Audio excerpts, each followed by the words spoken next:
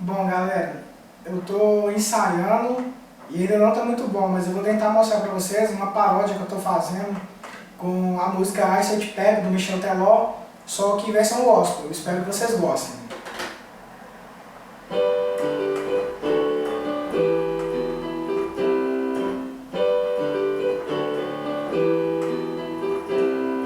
Sábado na igreja, o pastor acabou de pregar e passou ungida mais linda.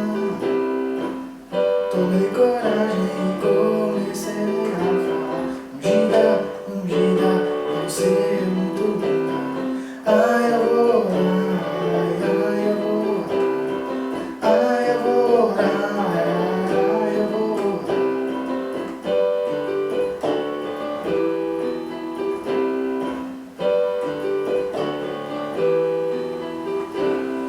Sábado na igreja, o pastor acabou de pregar e passou a ungida mais linda.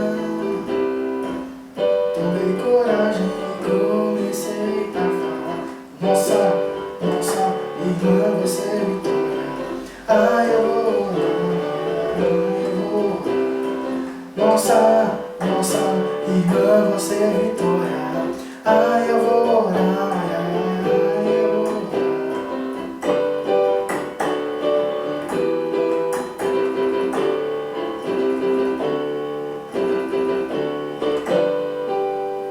É isso, pessoal.